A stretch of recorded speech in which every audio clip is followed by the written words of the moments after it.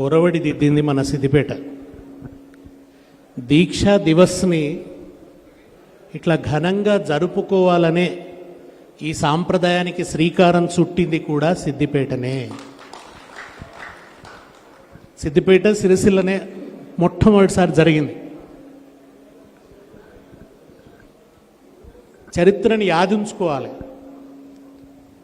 లేకపోతే ఏమవుతుందంటే ఒక సామెత ఉన్నది, సింహాలు తమ గురించి చెప్పుకోకపోతే వేటగాళ్ళు చెప్పే పిట్ట కథలే చరిత్ర అవుతాయి అని. సింహాలు తమ గురించి చెప్పుకోకపోతే వేటగాళ్ళు చెప్పే పిట్ట కథలే చరిత్ర అవుతాయి. నిజమైన చరిత్రని ప్రజల ముందు ఉంచాల్సిన అవసరం ఉంది. ఆ విషయంలో కొంచెం మనం నిర్లక్ష్యం చేసుకున్నాం. మన చరిత్రను మనం సరిగ్గా నిర్మాణం చేసుకోలే, రికార్డ్ చేసుకోలే. దానివల్ల ఇవాళ ఎవరు ఎట్లా పడితే అట్లా మాట్లాడడానికి అవకాశం వచ్చింది. ఇవాళ ఒక మహత్తరమైనటువంటి రోజు, తెలంగాణ చరిత్ర గతిని మార్చిన రోజు. ఎప్పటికీ విజయతీరం చేరని ఉద్యమాన్ని విజయతీరం చేరే దిశగా 69లో ఉద్యమం అర్ధాంతరంగా ఆగిపోయింది. కానీ మలిదశ ఉద్యమం గమ్యం చేరేదాకా విశ్రమించలేదు. ఆ గమ్యం చేరే దిశగా గమ్యానికి దగ్గర చేసిన, తెలంగాణ రాష్ట్ర ఆవిర్భావానికి నాంది పలికిన రోజు ఈ నవంబర్ 29 కేసీఆర్ దీక్ష పూనిన రోజు. 17 సంవత్సరాల క్రితం మన ప్రియతమ నాయకుడు కేసీఆర్ తన ప్రాణాన్ని పణంగబెట్టి కేసీఆర్ చచ్చుడో తెలంగాణ వచ్చుడో, అయితే కేసీఆర్ జైత్రయాత్ర, తెలంగాణ జైత్రయాత్ర లేదా నా శవయాత్ర అని ప్రకటించి ఆమరణ నిరాహార దీక్షకు పూనుకున్న రోజు. ఆ దీక్ష ఇటు తెలంగాణను యావత్ దేశాన్ని ప్రకంపింపజేసినటువంటి రోజు. ఒక శ్రీకాంతాచారి తెలంగాణ తల్లి ముందట తనను తాను హారతి కర్పూరంలాగా ఆహుతి చేసుకున్నటువంటి రోజు. తెలంగాణ ఒక అగ్ని పర్వతంలాగా బద్దలైన రోజు, లావా ఎగజిమ్మిన రోజు. తెలంగాణ బిడ్డల గుండెలు భగ్గున మండిన రోజు. రోడ్లన్నీ జనసముద్రాలు అయిపోయిన రోజు. యూనివర్సిటీలు యుద్ధ మైదానాలుగా మారిపోయినటువంటి రోజు. సిద్దిపేటలో ఎన్ని బైండోవర్లు, ఎంతమంది అరెస్టులు, ఎంత ఒక కాన్సన్ట్రేషన్ క్యాంప్ లాగా సిద్దిపేటను మార్చేసి ఎక్కడి నుంచి కూడా మనుషులు దీక్షాస్థలి దగ్గరికి రాకుండా ఇనుప కంచెలేసి మనిషి దగ్గరికి రానివ్వకుండా రంగదాంపల్లికి వచ్చే తొవ్వలన్నీ బంద్ పెట్టినా వేల మంది వచ్చిండ్రు, అరెస్ట్ చేసిండ్రు, దాడి చేసిండ్రు. నేను వేదిక మీద కూర్చోనున్నా, నన్ను ఒక పోలీసు వేదిక నుంచి కిందికి నూకేసాడు, కింద పడేసి భయంకరమైన దెబ్బ తాకింది. అంత దుర్మార్గంగా అవమానిస్తూ అణచివేస్తూ కాంగ్రెస్ ప్రభుత్వం ఉక్కు పాదంతో తెలంగాణనంతా కూడా రాక్షస పాదంతో అణిచివేయాలని చూసినటువంటి రోజు 29 నవంబర్.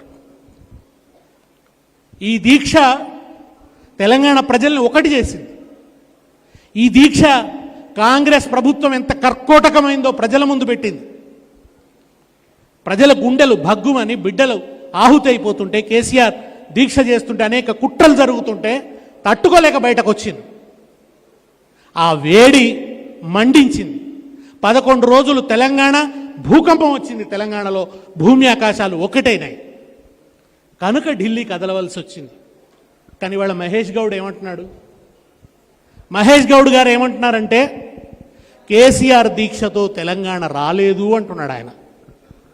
మహేష్ గౌడ్ గారు, మీరు చరిత్రను చూసే దృష్టిని సరిదిద్దుకోవాల్సిన అవసరం ఉంది. మీరు చరిత్రను అర్థం చేసుకుంటున్న విధానం సరిగ్గా లేదు. సోనియా గాంధీ గారి దయతో తెలంగాణ వచ్చింది అని అంటున్నాడు ఆయన. తెలంగాణ ఎవరి దయాభిక్షం కాదు, అది ప్రజల పోరాట ఫలం, అమరుల త్యాగ ఫలం, కేసీఆర్ దీక్షాబలం వల్ల, సమర్థవంతమైన కేసీఆర్ రాజకీయ నాయకత్వం వల్ల, పోరాటానికి ఆయన సారథ్యం వహించిన తీరు వల్ల, ఆయన అనుసరించిన పంథా వల్ల తెలంగాణ గమ్యానికి చేరింది ఉద్యమం. ఇవాళ మహేష్ గౌడ్ గారు మీరు చెప్తుంది ఎట్లుందంటే, ఎప్పుడు కూడా చరిత్రలో ఉద్యమాలు పాలకుల దయచేత పరిష్కారం కాలే. ఏ ప్రజా ఉద్యమం కూడా పాలకుల దయ వల్ల అది పరిష్కారం కాలే, అది గమ్యం చేరలే, అది అనుకున్న లక్ష్యాన్ని సాధించలేదు. పాలకులు దయతలిచి ఏది ఇవ్వలేదు, ప్రజలు పోరాడి తెచ్చుకున్నారు. అంతెందుకు, మీరు కాంగ్రెస్ పార్టీకి కదా మీరు ప్రాతినిధ్యం వహిస్తున్నారు. ఆ కాంగ్రెస్ పార్టీ ఆనాడు జాతీయోద్యమంలో గాంధీ నెహ్రూల సారథ్యంలో పోరాడితే తెలంగాణ భారతదేశానికి స్వాతంత్రం వచ్చిందా? భారతీయులు చేసిన అనన్య సామాన్యమైన త్యాగాల వల్ల ఒక లాలా లజపత్ రాయ్ని బ్రిటిష్ వాళ్ళు లాఠీలతో కొడితే ఆ దెబ్బలకు చనిపోయిండు ఆయన. చనిపోతున్నప్పుడు ఆయన ఒక మాట అన్నాడు, నన్ను కొట్టిన ప్రతి దెబ్బ బ్రిటిష్ ప్రభుత్వపు శవపేటికకు కొట్టే చివరి మేకు దెబ్బలైతాయని అన్నాడు ఆయన. బ్రిటిష్ ప్రభుత్వం అనే శవపేటిక కొట్టే మేకులవుతాయని చెప్పాడు ఆయన, లాలా లజపత్ రాయ్. భగత్ సింగ్ ఉరికంబం ఎక్కాడు, ముద్దాడాడు ఉరికంబాన్ని. ఆ వీరులు ధరించిన ఆ చొక్కాన్ని నాకు ఇవ్వు, ఆ అంగిని నాకు ఇయ్యని పాట పాడిండు, రంగుదే బసంతి చోలా అని. సుభాష్ చంద్రబోస్ ఒక ఆర్మీని సిద్ధం చేసిండు, ఆజాద్ హింద్ ఫౌజ్ అని. గాంధీజీ ఉప్పును నిప్పుగా మార్చిండు. ఇవన్నీ చేస్తే జాతీయోద్యమం గమ్యం చేరింది. అనివార్యంగా స్వతంత్రం ప్రకటించవలసి వచ్చింది. కానీ మహేష్ గౌడ్ గారి మాటల్లో చెప్పాలంటే స్వాతంత్రం పోరాటం వల్ల రాలేదు, విక్టోరియా మహారాణి దయ వల్ల వచ్చింది అని చెప్పాలి. స్వాతంత్రం ప్రజలు చేసిన పోరాటంతో వచ్చిందా, విక్టోరియా మహారాణి దయదలిచి ఇచ్చిందా? భారతదేశానికి స్వతంత్రాన్ని ప్రకటించడం ఒక చారిత్రక అనివార్యత. అట్లనే మహేష్ గౌడ్ గారు మీ అవగాహనను సరిదిద్దుకోండి. సోనియా గాంధీ గారు తెలంగాణను ప్రకటించాల్సి రావడం ఒక చారిత్రక అనివార్యత. అనివార్యతలోంచి ప్రకటించారు మీరు తప్ప దయతో కాదు. మహేష్ గౌడ్ గారికి అన్ని ఉల్టానే అర్థమవుతున్నాయి. ఇప్పుడు సోనియా గాంధీని బలిదేవత అన్న రేవంత్ రెడ్డి అద్భుతంగా కనబడుతున్నాడు. ఆయన మహానుభావుడిలా కనబడుతున్నాడు. ఆయన రేవంత్ రెడ్డి కాదు, రేవంత్ గౌడ్ అంటున్నారు మహేష్ గౌడ్ గారు. కానీ ఆయన సోనియా గాంధీని బలిదేవత అన్నాడు. నిజానికి రేవంత్ రెడ్డి తెలంగాణ కోసం ప్రాణం బలి పెట్టడానికి సిద్ధపడ్డవాడు. 11 రోజులు దీక్ష చేస్తే, షుగర్ ఉండి బీపీ ఉండి దీక్షకు కూర్చుంటే ఆయన ప్రాణ ప్రమాదం ఏర్పడే పరిస్థితి ఉన్నది. క్రాంప్స్ వస్తున్నాయి, మజిల్స్ పట్టుకుంటున్నాయి, సోడియం లెవెల్స్ పడిపోతున్నాయి, రకరకాల సమస్యలు తలెత్తుతున్నాయి. కుటుంబ సభ్యులు ఆందోళన పడుతున్నారు. ఒక దశకు వచ్చిన తర్వాత ప్రజలు కూడా కేసీఆర్ ప్రాణాలు ముఖ్యం, చంపుకుంటామా, దీక్ష విరమించమని అందాం. మేమందరం తెలంగాణ భవన్లో మీటింగ్ పెట్టుకున్నాం. మీటింగ్ పెట్టుకొని నేను మన జయశంకర్ గారు హాస్పిటల్లో ఉన్నారు, హరగోపాల్ గారు, కోదండరాం గారు, మందకృష్ణ మాదిగ గారు, అందరం తెలంగాణ భవన్లో కూర్చొని 11వ రోజున లాభం లేదు, వాళ్ళు ప్రకటించేటట్లేరు, కానీ కేసీఆర్ గారు బతికుండడం ముఖ్యం, ఆయన దగ్గరికి వెళ్ళి విరమించమని అడుగుదాం అని మేమందరం సమాయత్తమై అక్కడికి పోతున్నాం. అప్పటికే ఆయన దగ్గరికి పోయి చాలామంది విరమించమని అంటున్నారు. వచ్చిన వాళ్ళల్లా ఆయనను పలకరించడానికి చాలామంది వచ్చేవాళ్ళు. ఆయనను పలకరించినమని కూడా గొప్పగా వార్తలు రాయించుకున్నారు ఇదే కాంగ్రెస్ నాయకులు. ఇవాళ మాట్లాడుతున్న వాళ్ళు నిమ్స్ హాస్పిటల్కి వచ్చి కేసీఆర్ను పరామర్శించిన పలానా నాయకుడు అని వార్తలు రాయించుకున్నారు. వచ్చి ఆయనను విరమించమంటే ఆయన విరమించలే. ఏదో ఒక ప్రకటన వచ్చేంత వరకు నేను విరమించనని అన్నాడు. ఆయన ఆరోగ్యం ప్రమాదంలో పడుతున్నప్పుడు కూడా చివరికి ఆ ప్రకటన జయశంకర్ గారికి ఫోన్ చేసిన చిదంబరం ప్రకటన ఎట్లా రాయమంటారు అని అడిగిండు. అది ఎట్లా ఉండాలనో మీరు చెప్పండి అన్నాడు. ఎందుకు అడిగారు మహేష్ గౌడ్ గారు? చిదంబరం గారు జయశంకర్ గారికి ఫోన్ చేసి కేసీఆర్ గారి దీక్షతో ప్రకటన చేయాల్సి రాకుంటే చిదంబరం గారు జయశంకర్కి ఎందుకు ఫోన్ చేసి అడిగినరు? ఆ జయశంకర్ గారు చెప్పిన విధంగానే చిదంబరం గారు ప్రకటన చేశారు. ఆ ప్రకటన తర్వాత కూడా ఆంధ్ర నాయకుల ఒత్తిడికి తలొగ్గి మీరు వెనక్కి తగ్గితే ఇదే కేసీఆర్ మళ్ళా బయటకు వచ్చి జేఏసీ పెట్టి ఆ జేఏసీకి చైర్మన్గా కోదండరాము గారిని ఎంపిక చేసింది కేసీఆర్ గారు కాదా, మహేష్ గౌడ్ గారు? కేసీఆర్ గారు ఎంత విశాలంగా ఉన్నారంటే 25 లక్షల మంది ఉన్న బహిరంగ సభలో, వరంగల్ బహిరంగ సభలో కోదండరామును చూపిస్తూ చెప్పారు. కోదండరాం గారిని చూపిస్తూ కేసీఆర్ ఒక మాట అన్నారు, ఇప్పుడు మనకు ఉద్యమ నాయకుడు కోదండరాం గారు జేఏసీ చైర్మన్గా, ఆయన పిలుపిస్తారు, మనం పాటించాలి, ఆయన ఏ పిలుపిచ్చినా మనం సక్సెస్ చేయాలి అని చెప్పినారు కేసీఆర్ గారు. ఒక ఉద్యమ నాయకుడు, ఒక రాజకీయ నాయకుడు తాను ఉండంగా ఇంకొకరిని నాయకుడిగా ప్రకటిస్తారా? అట్లా ఎవరన్నా ప్రకటిస్తారా? అట్లా ప్రకటించే విశాలత్వాన్ని ఉద్యమంలో ప్రదర్శించాడు కేసీఆర్. ఆయన వల్ల కదా కోదండరాం గారు అంతెత్తున కనబడ్డారు, అంతెత్తున నిలబడ్డారు ఆయన చైర్మన్గా. ఆ కోదండరాంని అడగండి సార్, మహేష్ గౌడ్ గారు ఇప్పుడు అడగండి, ప్రజల పోరాటంతో తెలంగాణ వచ్చిందా, పాలకుల దయతో తెలంగాణ వచ్చిందా? కోదండరాంని అడగండి, చెప్తారు. మేమంతా పాటలు పాడుతూ ఎందుకు తిరగాల్సి వచ్చింది? ఇవాళ రేవంత్ రెడ్డి కూడా ఆనవాళ్లు మలిపేస్తా అంటాడు. కేసీఆర్ ఆనవాళ్లు మలిపేస్తా, నవంబర్ 29ని మలిపేయాలి ఆయన దృష్టిలో. నువ్వు మలిపేయలేవు రేవంత్ రెడ్డి, నువ్వు మలిపేయలేవు, ఏది మలిపేయలేవు. మలిపేసేటందుకు ఇది దీపకాంతి కాదు రేవంత్ రెడ్డి, ఇది సూర్యకాంతి. తెలంగాణ ఉద్యమ చరిత్ర అనేది సూర్యకాంతి. కేసీఆర్కు ఉద్యమంలో ఉన్న కీర్తి సూర్యకాంతి, దాన్ని నువ్వు మలిపేయలేవు, నీకు సాధ్యం కాదు.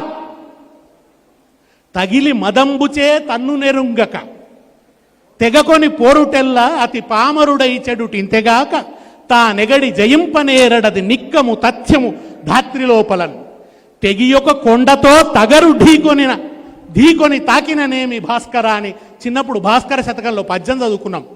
ఏంటంటే ఒక మేకపోతట, ఒక మేకపోతు ఈ కొండను పెకలించేస్తా అని పోయి కొండను గుద్దుకుంటుందట. అది ఏమవుతుంది అట్లా గుద్దుకుంటే?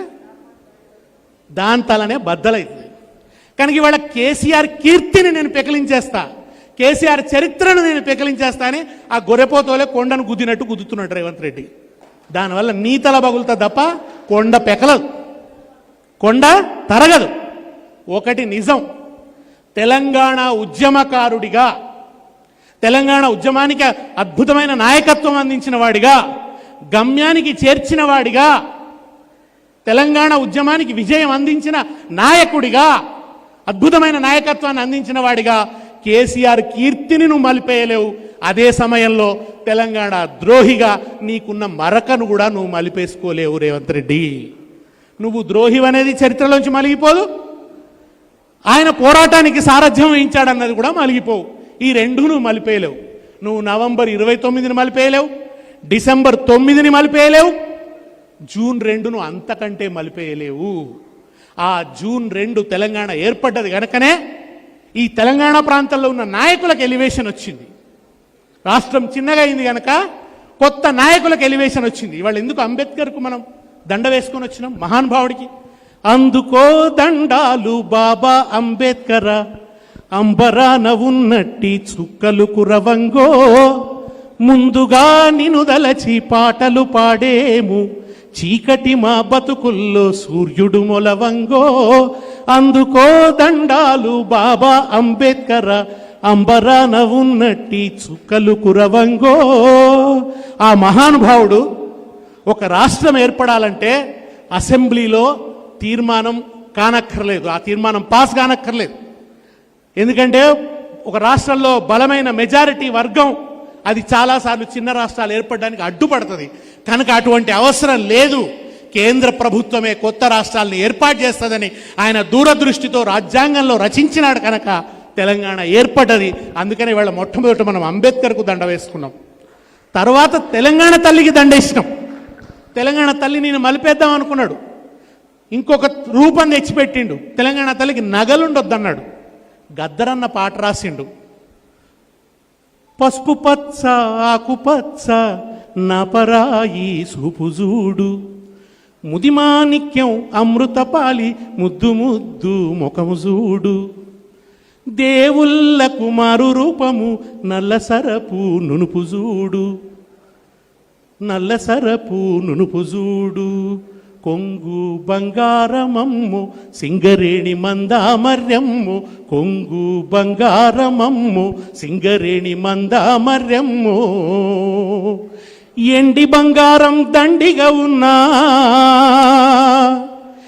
ఎండి బంగారం దండిగా ఉన్నా బోడి మెడతో గొల్లు నేర్సినది అమ్మా తెలంగాణమా ఆకలికే కలగానమా అమ్మా తెలంగాణమా ఆకలికే కలగానమా అమ్మ నీకు వందనాలమ్ము కమ్మని ప్రేమానిదమ్ము అమ్మ నీకు వందనాలమ్ము కమ్మని ప్రేమానిదమ్ము ఎటలా మట్టి సిప్పవు ఎటలా మట్టి సిప్పవు గాయిదోల్లా గాండ్రగొడ్డలివి అమ్మ తెలంగాణమా ఆకలికే కలగానమా అమ్మ తెలంగాణమా ఆకలికే కలగానమా ఏమన్నాడు గదరన్న ఎండి బంగారం దండిగా ఉన్నా బోడి మెడతో గొల్లు నేడిచినది అన్నాడు. అయ్యో తెలంగాణకు వెండి బంగారం ఎంతో ఉన్నప్పటికీ మెడల గొలుసులు లేకపాయని బాధపడ్డాడు. ఇప్పుడు ఈయన వచ్చేమంటాడు గొలుసులు ఉండనే వద్దంటాడు. ఉండాలని కదా గదరన్న బాధపడ్డాడు. తన ఖనిజ వనరులు తన ధనం తను అనుభవించాలి, అటువంటి వైభవం తెలంగాణ తల్లికి రావాలి అని చెప్పి గదరన్న కోరుకున్నాడు. వడ్డాణం ఉండొద్దన్నాడు. వడ్డాణం ఉండకూడదట. మనం బతుకమ్మ పాటలలో పాడతాం. ఏంటది మనం ఘనమైన పొన్న పువ్వే గౌరమ్మ గజ్జల ఒడ్డాణమే గౌరమ్మ. కింది అట్టడుగు కులాల ప్రజలు కట్టుకున్న పాటలు. వాళ్ళు ఏమన్నారు? ఘనమైన పొన్న పువ్వు గజ్జల ఒడ్డాణం అన్నారు. గజ్జల ఒడ్డాణం గౌరమ్మకు ఉన్నట్టే తెలంగాణ తల్లికి కూడా ఉండాలి. కానీ ఆయన ఒడ్డాణం ఉండొద్దు అంటాడు. ఆయననేమో ఇష్టమున్నంత దోపిడీ చేయొచ్చు, ఫ్యూచర్ సిటీ పేరిట దందా చేయొచ్చు, ఉన్న భూములన్నీ తెగనమ్మొచ్చు, రైతు బంధు ఎగ్గొట్టొచ్చు, ప్రజలకేమీ ఇవ్వకపోవచ్చు, ఇచ్చిన మాట మీద నిలబడకపోవచ్చు. ఢిల్లీకి మూటలు వంపేటి ఓ మురికి ముఖ్యమంత్రి మా గల్లీ కడుపులు కొట్టుతున్నవు రకాంగిరేసు కంత్రి. ఢిల్లీకి మూటలు వంపేటి ఒరి మురికి ముఖ్యమంత్రి మా గల్లీ కడుపులు కొట్టుతున్నవు రకాంగిరేసు కంత్రి. ఎప్పుడు చూసిన ఒర్రుడు చదువుడే ఓరి ముఖ్యమంత్రి. ఒక్క మంచి మాట రాదా నోట్ల నుంచి? ఎప్పుడు చూసిన ఒర్రుడు చదువుడే ఓరి ముఖ్యమంత్రి. నీ కోటు వేస్తే మా కొరిగిందేందిర కాంగిరేసు కంత్రి. ఒక్క అందరినీ మోసం చేసిండు. ముసలోళ్ళను మోసం చేస్తేవి వాళ్ళు పాపం కళ్ళల్లో ఒత్తులేసుకొని ఎదురు చూస్తున్నారు. ఇక అవుతుంది 4,000 అగవుతుందని చెయ్యవు. మహిళలను మోసం చేస్తేవి 2,500 ఇస్తానని చెప్పి వాళ్ళు పాపం మోసపోయినామనే బాధలో ఉన్నారు. ఆడపిల్ల తల్లిదండ్రులను మోసం చేస్తేవి కళ్యాణ లక్ష్మితో పాటు తులం బంగారం ఇస్తానని చెప్పి. రైతుల్ని మోసం చేస్తేవి రైతు బంధు ఎగ్గొడితివి, రుణమాఫీ సరిగా చేయకనే పోతివి, బోనస్ ఇవ్వవా, స్కూటీలు ఇస్తానని చెప్పి ఆడపిల్లల్ని మోసం చేస్తేవి, కొత్త పిల్లల్ని మోసం చేస్తేవి, నిరుద్యోగుల్ని మోసం చేస్తేవి, విద్యార్థుల్ని మోసం చేస్తేవి, తాజాగా బీసీలను మోసం చేస్తేవి. 42% రిజర్వేషన్ అని అది కుంచుకుపోయేటట్టు చేసి వాళ్ళ ఉన్న రిజర్వేషన్ కంటే కూడా కుంచుకుపోయేలాగా చేసి వాళ్లను మోసం చేస్తేవి. ఎవరిని మోసం చేయలే నువ్వు? ప్రతి ఒక్కరిని మోసం చేసి, ప్రతి ఒక్కరిని మోసం చేసి చెప్పింది ఒక్కటి కూడా చేయకుండా ఇవాళ రియల్ ఎస్టేట్ దందా నడుపుతూ నువ్వు నీ కుటుంబ సభ్యులు దండుకుంటుంటే నీకంత సంపద ఉండొచ్చు, మీ ఇల్లు వెండి బంగారంతో తులతూగొచ్చు, నువ్వు దోపిడీ చేయొచ్చు. కానీ తెలంగాణ తల్లి మాత్రం బీదగుండాన్నా, పేదగుండాన్నా. ఆ తల్లి తెలంగాణ అస్తిత్వానికి గుర్తుగా బీదరికాన్ని అధిగమించిన స్థాయిలో ఉండాలని కేసీఆర్ కోరుకున్నారు. కనుక ఆ తెలంగాణ తల్లిని ఉద్యమంలో ఆయన అట్లా రూపుదిద్దిండు. చార్మినార్ను మలిపేస్తా, తెలంగాణ తల్లిని మలిపేస్తా, కాకతీయ తోరణం మలిపేస్తా, ప్రతిదీ మలిపేస్తాను. అట్లా ఆయనకి నవంబర్ 29 కూడా మలిపేయాలని కోరిక. ఎందుకు? తెలంగాణ ఉద్యమ చరిత్రను ఎందుకు మలిపేయాలనుకుంటాడు ఆయన? ఎందుకంటే తెలంగాణ ఉద్యమ చరిత్ర సజీవంగా ఉంటే ఆయనకి ఇప్పుడున్న మైఫిల్ కాదు, ఆయన అప్పుడు పట్టిన రైఫిల్ యాదికి వస్తుంది. ఇప్పుడున్న మైఫిల్ కాదు, అప్పటి రైఫిల్. ఇప్పుడు ఆయన మైఫిల్ రెడ్డి, మంచి మైఫిల్లో ఉన్నాడు. ఇప్పుడు మైఫిల్ రెడ్డి, కానీ అప్పుడు రైఫిల్ రెడ్డి. తెలంగాణ ఉద్యమంలో ఉద్యమకారుల మీద రైఫిల్ ఎక్కుపెట్టిండు. తన ద్రోహ చరిత్ర యాదికొస్తుందని చెప్పి ఆయనకు ఈ చరిత్రనే ఉండొద్దు, ఈ చరిత్రని మార్చేయాలి, ఇది సోనియా గాంధీ గారి దయా భిక్షం అని చెప్పి ప్రచారం చేయాలి. ఇది దయా భిక్షం కాదు, ఇది కేసీఆర్ దీక్షాబలం, అమరుల త్యాగ ఫలం, ప్రజల పోరాట ఫలం తెలంగాణ తప్ప ఎవడి దయాభిక్షం కాదు. సోనియా గాంధీ గారి హయాంలో తెలంగాణ వచ్చింది కనుక ఆమె పట్ల గౌరవాన్ని ప్రకటిస్తాం. కానీ అంత మాత్రం చేత ప్రజలు చేసిన పోరాటాన్ని అవమానిస్తే మాత్రం చూస్తూ ఊరుకో అని ఇవాళ ఈ దీక్షా దివస్ సందర్భంగా మనం గట్టిగా చెప్పాల్సినటువంటి అవసరం ఉంది. కేసీఆర్ కాంట్రిబ్యూషన్ ఏందన్నది వాళ్ళు ఎవడో కొత్తగా నిరూపించాల్సిన అవసరం లేదు. మేమందరం కూర్చొని ఇది ఇది అని నిరూపించాల్సిన అవసరం లేదు. అదేదో సినిమాలో డైలాగ్ ఉంటుంది, అద్భుతాలు జరిగినప్పుడు ఎవరు గుర్తించకపోవచ్చు, జరిగిన తర్వాత ఎవరు గుర్తించకున్నా పర్వాలేదు అన్నాడు. అదేదో సినిమాలు ఉంటాయి. అట్లా ఒక అద్భుతాన్ని మేము సృష్టించినాం, ఒక పర్వతాన్ని మేము పెకలించి వేసినాం. ఖచ్చితంగా రాబోయే రోజుల్లో కూడా మనం మరింత ఉద్యమ స్ఫూర్తితో వ్యవహరించాలి. మనం చేసిన తప్పులు సరిదిద్దుకోవాలి, ఖచ్చితంగా సరిదిద్దుకోవాలి. మనం చరిత్రను సరిగా నిర్మించుకోవాలి. అన్ని వర్గాలకు న్యాయం జరగడం కోసం పోరాట పంథాన్ని మళ్ళా నిర్వచించుకోవాలి, బలమైన నిర్మాణం చేసుకోవాలి. ప్రతి కార్యకర్తకు విలువ రావాలి, ప్రతి పాత్ర నిర్వహించే అందరినీ కూడా గౌరవనీయమైనటువంటి స్థానాన్ని మనం ఇవ్వాల్సినటువంటి అవసరం ఉంది. ఆ ముందుకు పోవాల్సినటువంటి అవసరం ఉంది. సామాజిక న్యాయం కోసం పోరాడవలసినటువంటి అవసరం ఉంది.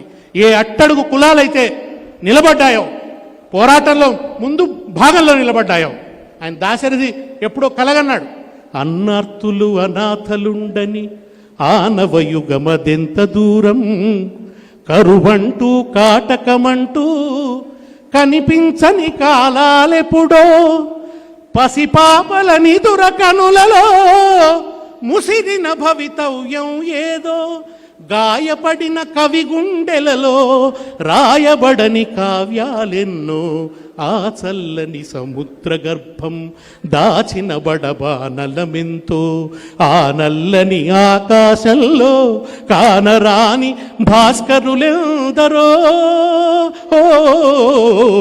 ఆ చల్లని సముద్ర గర్భం. కానరాని భాస్కరులు అనేక మంది ఉన్నారు. ఉస్మానియా గడ్డ మీద వేణుగోపాలరెడ్డి, ఉడికింద నీ నెత్తురు వేణుగోపాలరెడ్డి, నల్లగొండ నేల మీద శ్రీకాంతాచారి, కమిలిందా నీ గుండె శ్రీకాంతాచారి, తెలంగాణ రాత చూసి శ్రీకాంతాచారి, నువ్వు యాతనెంత పడ్డావో శ్రీకాంతాచారి, నీ బూడిద కుప్ప కూడా శ్రీకాంతాచారి, అది నిప్పులు ఎగజిమ్ముతుంది శ్రీకాంతాచారి, బతికే కొట్లాడుమని శ్రీకాంతాచారి, అది బరిగీసి పిలుస్తుంది శ్రీకాంతాచారి. ఉస్మానియా గడ్డ మీద వేణుగోపాలరెడ్డి, ఒక పోలీస్ కిష్టయ్య, ఒక శ్రీకాంతాచారి, ఒక ట్రైన్కి అడ్డం పోయిన సుమన్, మహబూబ్ నగర్లో ఒక సువర్ణ, లక్ష్మణ్ చాందాలో శ్వేత అనే ఒక పిల్ల. చిదంబరం 2వ ప్రకటన డిసెంబర్ 9 ప్రకటన తర్వాత మళ్ళీ వెనక్కి తీసుకున్న తర్వాత ఇంకొక ప్రకటన చేస్తాడన్న రోజు ఆ పిల్ల పాపం పొద్దున్నే లేచి దగ్గరలో ఉన్న ఒక కిరాణా షాపు పోయి చెప్పింది, అంకుల్ నువ్వు ఇవాళ చాక్లెట్లు ఎవరికి అమ్మకు, అన్నీ నేనే కొంటా, సాయంత్రం చిదంబరం తాత తెలంగాణ ఇచ్చేస్తున్నా అని చెప్తాడు. ఆ చాక్లెట్లన్నీ నేను వంచుతా అన్నది. కానీ సాయంత్రం చిదంబరం చెప్పింది ఏంటంటే, సిచ్యువేషన్ మారిపోయింది, మేము వెనక్కి తీసుకుంటున్నాం, కృష్ణ కమిటీ వేస్తున్నాం అని చెప్పిండు. కృష్ణ కమిటీ వేస్తున్నాం అని చెప్తే ఆ శ్వేత అనే అమ్మాయి పాపం గుండె పగిలి చనిపోయింది. అట్లాంటి ఎంతోమంది బిడ్డలు, ఎంతోమంది ఒక ఫెన్సింగ్ల మీద పడితే గాయాలైనటువంటి వాళ్ళు, లాఠీ దెబ్బలు తిన్నటువంటి వాళ్ళు ఎంతోమంది, కనబడని సూర్యులు ఎంతోమంది ఉన్నారు. వాళ్ళందరి పోరాట ఫలం కనుక ఇది ఎవరి దయాభిక్షం కాదు. ఈ తెలంగాణలో ఆ అట్టడుగు కులాలకు రాజ్యాధికారం దక్కడానికి, రాజ్యాధికారంలో సమానమైనటువంటి వాటా రావడానికి, సామాజిక న్యాయం సిద్ధించడానికి, ప్రతి బిడ్డకు తగిన గౌరవం లభించడానికి, తిండి లభించడానికి, బట్ట లభించడానికి, అన్ని హక్కులను వాగ్దానం చేస్తూ ఒక నూతన సంస్కృతితో పోరాటం చేయాల్సినటువంటి అవసరం ఉంది. దానికి మనం సమాయత్తం కావాలి. మనం కొత్తగా నిద్రలేవాలి. చాలా పాత వాటిని చాలా వదిలించుకోవాలి. ప్రజలలోకి ప్రవహించాలి, నాయకులు వీధులలో నడవాలి, సామాన్య ప్రజలతో నడవాలి. మనం కొండకొమ్ము మీద ఉంటే కుదరదు, కొండకొమ్ము నుంచి చేతులూపితే కుదరదు. మనం జనంలోకి ప్రవహించాలి, జనంలో నడవాలి, నిర్మాణాన్ని దృఢతరం చేసుకోవాలి, మరింత బలంగా పోవాలి.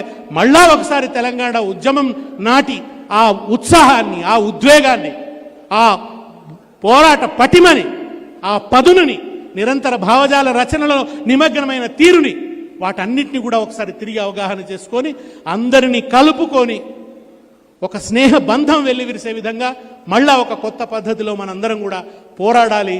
తిరిగి ఈ తెలంగాణను సమగ్ర అభివృద్ధి దిశగా ఒక శ్రేయోరాజ్యంగా, ఒక సెక్యులర్ స్టేట్గా, ఒక శ్రేయోరాజ్యంగా, అన్ని మతాలకు కూడా సమానమైన గౌరవం లభించే విధంగా, ఎవరికి అభద్రత లేని విధంగా, వివక్ష లేని విధంగా సమాజాన్ని నిర్మించడం కోసం తిరిగి మనం దీక్షాబద్ధులం కావాలి. అదే ఈ దీక్షా దివస్ ఇచ్చేటువంటి సందేశం. జై తెలంగాణ.